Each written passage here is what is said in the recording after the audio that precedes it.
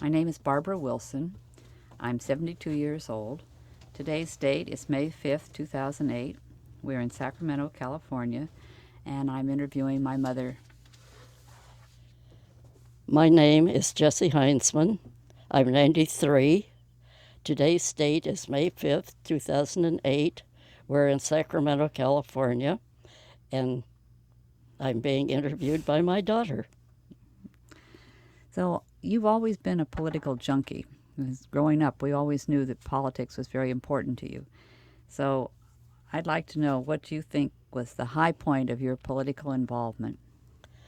Well, the most fun I think I had being a politician or a political junkie, as you call it, was going to the 1948 Democratic National Convention, the Truman Convention. How did you get to be a delegate? Well, in California, there were 23 congressional districts, and each district had two delegates, a man and a woman. And the third congressional district in Sacramento, San Joaquin County, had a male-female delegate, and San Joaquin County had already done the male delegate, who was Fred Klinger from Stockton. And Ruth Dodds from Sacramento was supposed to be the delegate, but she had other business to take care of, and so she couldn't go. But she would be able to go for the last 2 days of the convention. And she was my friend, and she suggested that perhaps I would be the delegate and she would be the alternate. And so that was the way the County Central Committee decided that it would be. So I got to be a delegate by accident. Well, did you have to run for election after they picked you, and then what? Did you have to be elected by the district? We got elected on the June ballot, primary ballot, in the congressional district. Klinger and I were on the ballot as Truman delegates. So, okay. And then after that, let's see, this is 1948. It's 2 years after the end of the Second World War. And what was happening in the United States then? Everybody now has a feeling that after a war was over, you had peace and everything was wonderful. Well, it wasn't wonderful. The servicemen came back and they needed housing, and there wasn't housing available. The 80th Congress, the Republicans had taken over the Congress in 46, and they had repealed price controls, and there was terrible, terrible inflation.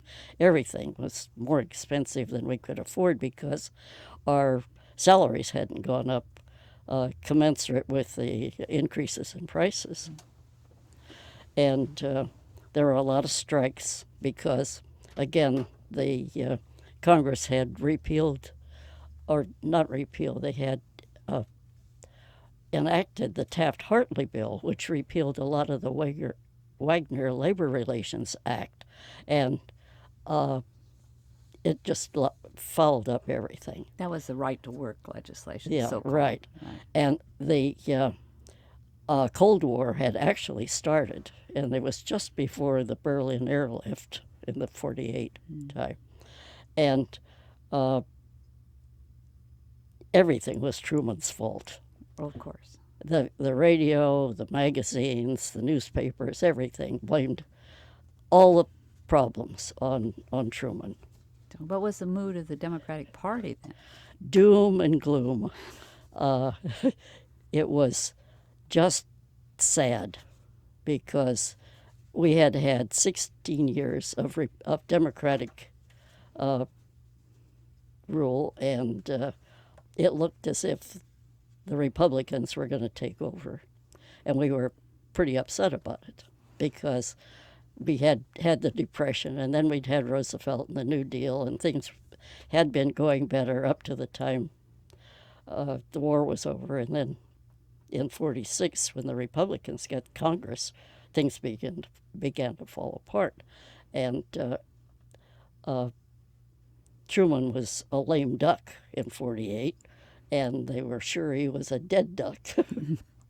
So there you were elected, and this was the convention was about to start, so you had to get there. So what happened getting to the convention? Well, the first thing that happened was after the primary election, where the Truman delegation had been selected by all the congressional districts in California, we had a caucus in San Luis Obispo, and that was when things started to fall apart, really fall apart, because Jim Roosevelt and the people who were part of the Americans for Democratic Action wanted to dump Truman and draft Eisenhower. It was dump Harry, draft Ike, and nothing was settled at the caucus, and so we all went back to our respective districts. And then in July, when we got on the train to go to Philadelphia, things were still unsettled. I mean, Jim Roosevelt, who was the national committee man from California for the Democrats,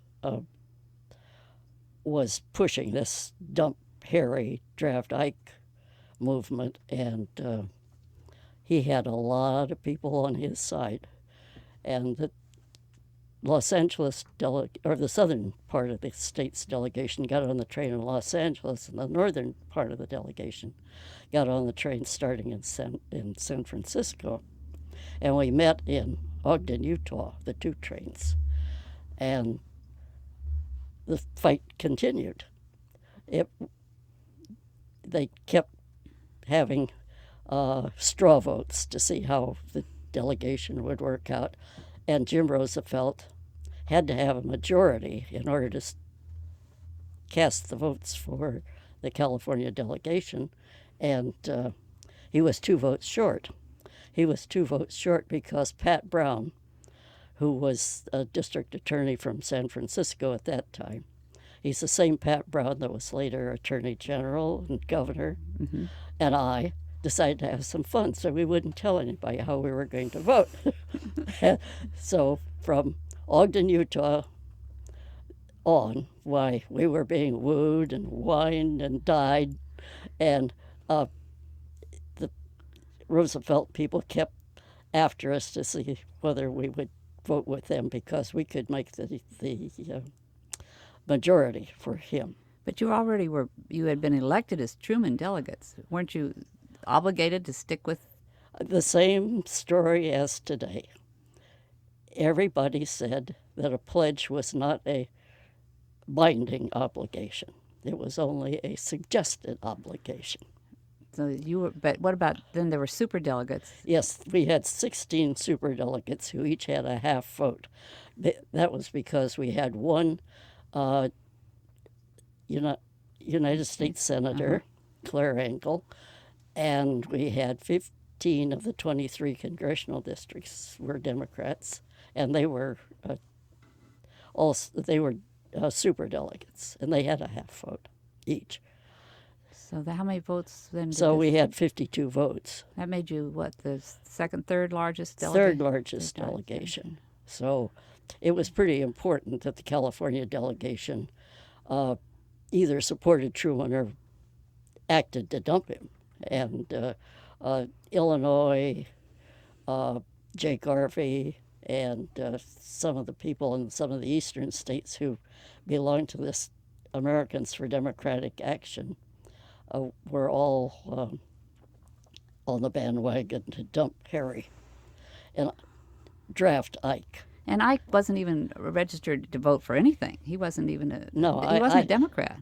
He wasn't a Democrat, that's for sure. But I don't know that he was registered at all. So, but he was a hero from the war, and Jim Roosevelt was absolutely certain that he would be electable, and he was absolutely certain that Truman was not electable.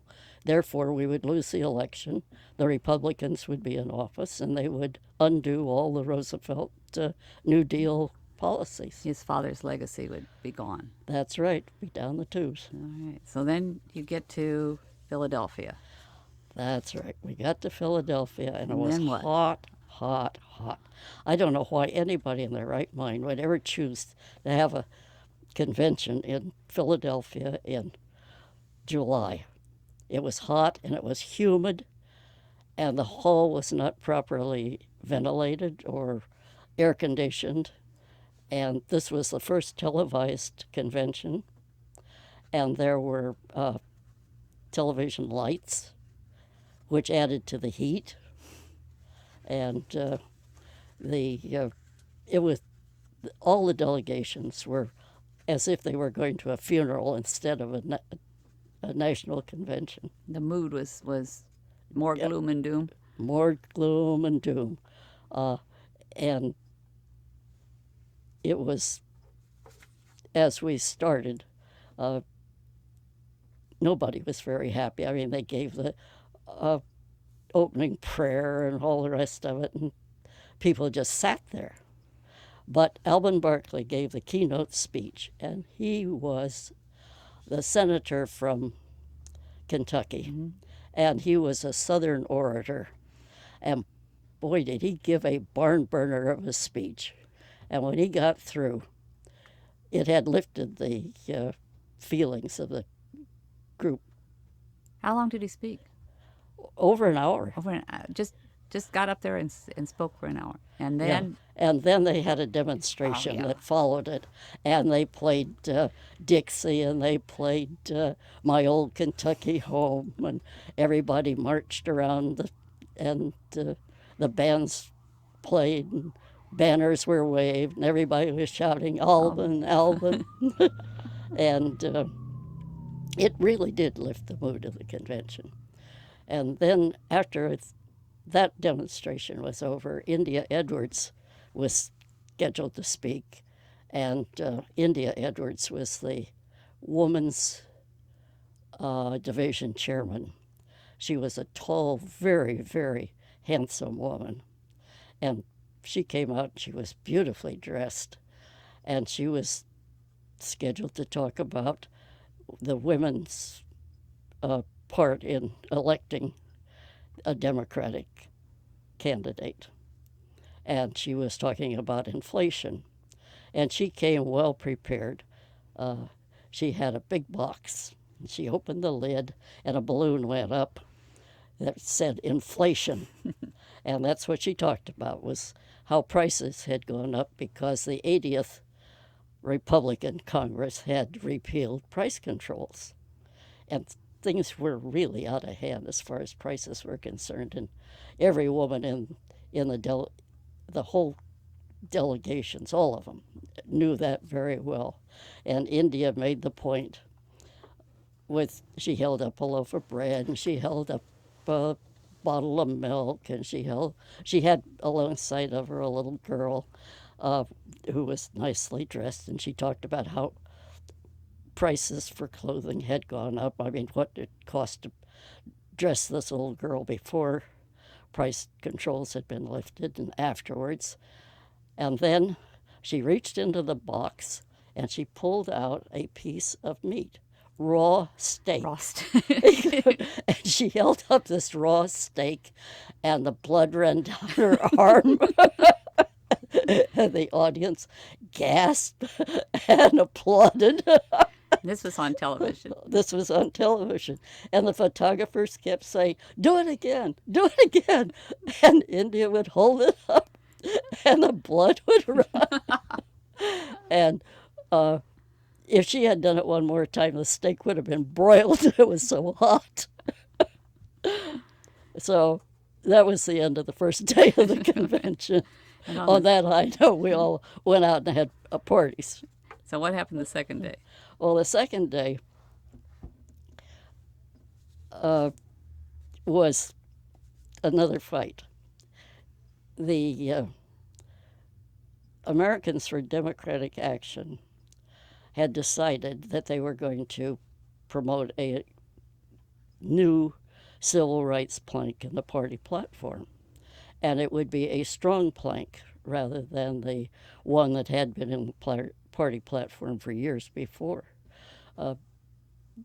the one that had been was just kind of pro forma, but this one, the one that the minority group wanted to have adopted, was very much stronger. It was supported by most of the northern delegations, but the southern states kept yelling about states' rights. And Who promoted? Who was the one that initiated this new plank?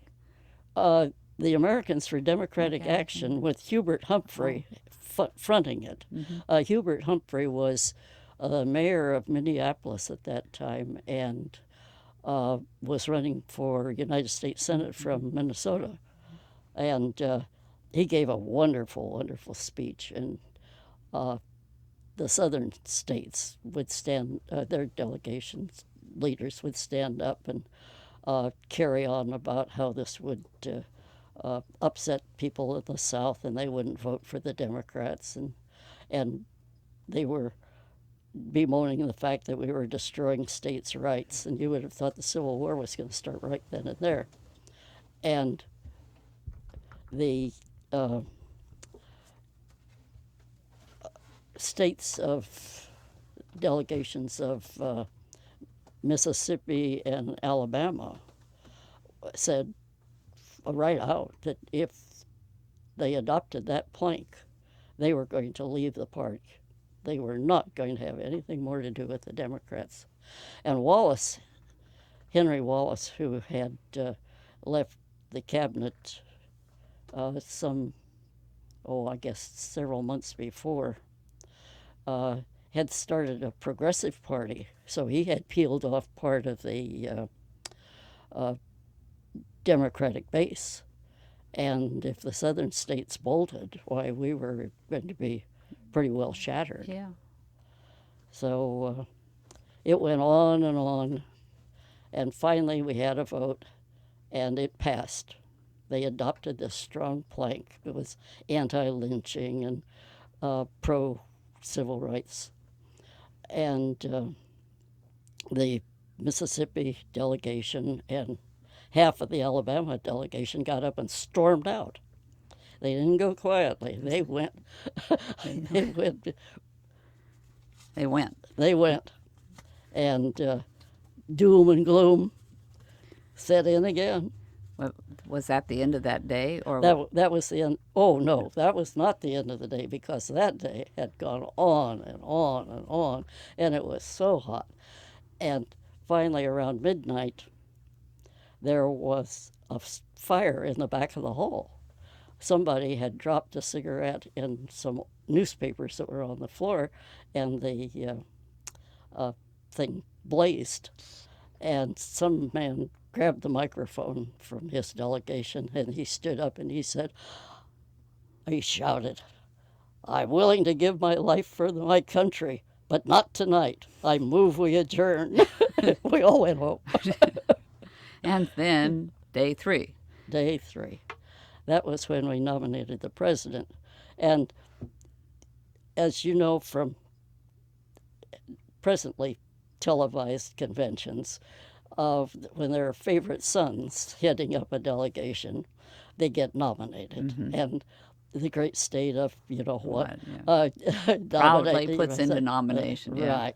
And so we went through that, and it went on and on and on and on. And it seemed like there was nobody that was going to nominate Truman.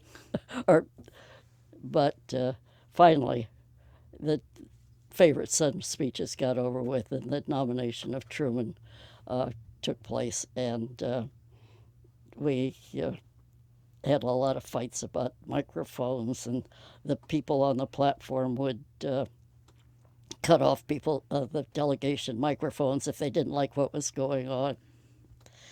And finally, we voted. Did you have he was the only one nominated? No, there were 3 that had respectable numbers of votes. One of them was Truman, who was nominated on the first ballot, and Richard Russell from Georgia also got a lot of votes, and Paul McNutt got a few votes, not many, but he got some. So Truman was nominated on the first ballot. And that took all the third day. That's right. So then, day 4. Day 4. So then it was time to nominate to do the nomination for the vice president. And California delegation had a caucus, and Jim Roosevelt, never saying die, he was going to have his way on something. And he was an arrogant guy. Just because he was the president's son didn't make him a hero in the California delegation because he was so blastedly arrogant. They could have killed him, but he was pushing Helen Gahagan Douglas, who was a congresswoman from Southern California. And saner heads prevailed at that point. After all, he was going to nominate her for vice president. That's right. And they said, Roosevelt died in office. Truman could die in office. And if we had a woman vice president, she would be president. And who ever heard of a woman president? What a nutty idea that was. Well, that didn't last very long. So they did not nominate Helen Gahagan Douglas. Barkley was nominated by acclamation. And then it was time for the acceptance speeches. I mean, this was late in the afternoon. And just before Barkley came out to give his acceptance speech, Mrs. Guffey from Pennsylvania had a big floral arrangement representing the Liberty Bell. And she opened it up and let loose what was alleged to be doves of peace. Oh. But they were not doves of peace, they were pigeons. The pigeons got caught up in the overhead fans. Dear, oh, dear. And there were feathers and pigeon poop all over the convention hall. Oh. Oh. It took forever to get them out of there so that poor old Alvin Barkley could give his speech. And he cut his very short because time was running out. Truman was sitting in the back of the platform in a room that was hotter than the hall and waiting for his turn. And so it was about 2 o'clock in the morning before Truman got to speak to this pigeon infested hall. But it went from there. I mean, Truman gave a speech that was received with not much enthusiasm. He was wound up, but he was not the speaker that Alvin Barkley was, and the contrast was not very good. And he carried on about how everybody was ungrateful if they didn't support the Democrats. Labor was ungrateful because of all the things that the New Deal had done for labor. The farmers would be ungrateful because of all the things that had been done for the farm states. And he went down the list, and it seemed to me that he had alienated everybody by telling them how ungrateful they would be if they didn't support him and the Democratic Party. But he wound up saying what he was going to do. And what he was going to do was to call back the 80th Do-Nothing Congress and make them pass some legislation that was very much needed. And he was going to he and Alvin Barkley would win the election and make the Republicans like it. So, And then on that note, why the convention adjourned, and everybody again thought, it's all over. He will not be elected. He's not electable. We've just ended the Democratic rule in Washington. We've had it. And they went home feeling very sorry for themselves because they had nominated the wrong man. So it was going to be Truman and Barkley versus Dewey and Uh, Earl Warren. that's right. And the press and everyone felt that this was a done deal. Absolutely. They thought that there was not really much sense in having an election, that the Republicans were going to win, and we might just as well accept it and give them the keys to the White House. So, Then after that, then you had the campaign. Were there perks that came to you after you'd left the convention as a delegate? oh, yes, yes, we did. I mean, we were VIPs at that point. When the campaign train came through, Sacramento, why, yeah, we got to go on the train. We met Harry, personally got to shake hands with him. And then we went back to the club car and we met Bess Truman and Margaret and got to talk with them. And Bess was moaning the fact that what she wanted more than anything was to get back to Washington so she could take off her shoes. She was sick and tired of being dragged across the country on show. And every time Truman came out on the platform to speak, he'd wind up by saying, "And now I want to introduce you to the boss." Mm-hmm. And she was tired of being the boss. But then after the election, we got invited to have lunch with Truman in San Francisco when he came. So it was pretty nice being a delegate. Oh, and when he came out for Cal Law School graduation to get an honorary degree, we went to the graduation ceremony and were honored guests at the ceremony. Harry and the delegation kind of overshadowed the graduates, who were the law school graduates. And incidentally, one of those law school graduates turned out to be a judge here in Sacramento. Rudy Michaels was in that class, and when we met finally, we discovered that we'd been at the same graduation ceremony. So one on the in the grandstand and the other on the grounds of the Greek Theater. So then, after the election and it was all over, then you quit being so involved in politics. Why? Well, I changed jobs. I had been the editor of the Sacramento Legal Press, and I could do any partisan politics I wanted. And I quit that job and went to work for the Legislative Council. And the Legislative Council is a nonpartisan branch of the legislature, as you know. And they told me when I was hired that I had to give up being secretary of the Sacramento County Central Committee and give up any partisan politics. So I was shut down, but that didn't mean I couldn't enjoy politics, and I have ever since. And I don't think I've ever voted for a Republican knowingly in my whole life, much to my mother's disgust. So that Pat Brown went on to become governor. That's and right. You were working for Earl Warren. Yes. And he then went to the Supreme Court. That's right. And who else? Oh, he was appointed by Eisenhower when Eisenhower was elected.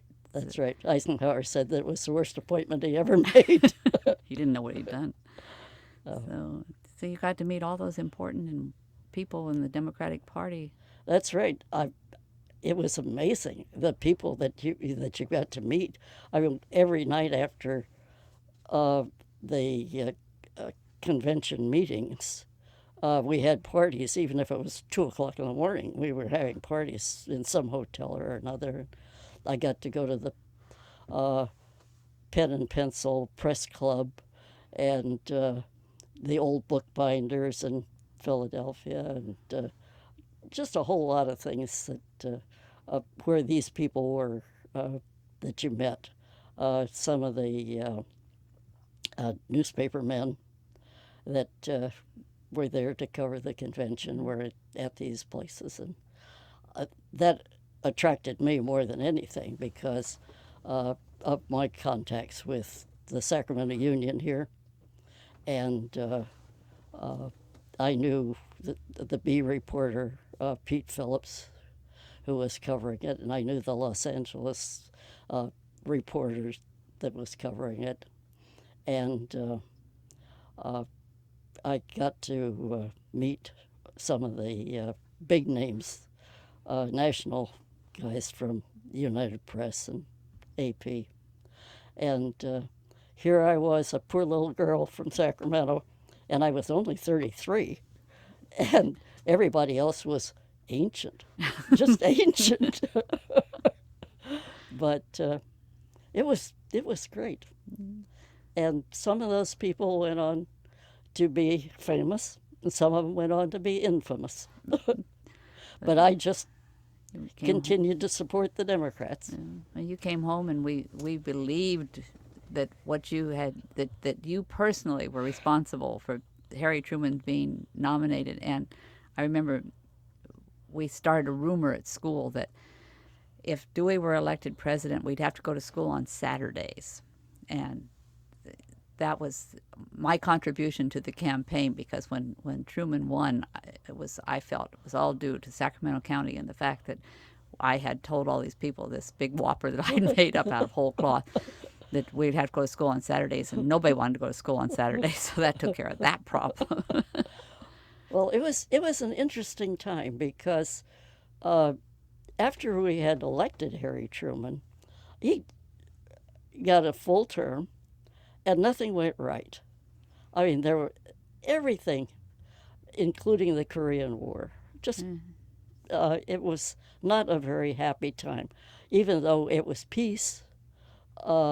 After the World War II, it wasn't peace for very long, and the Cold War was making things very unhappy for everybody.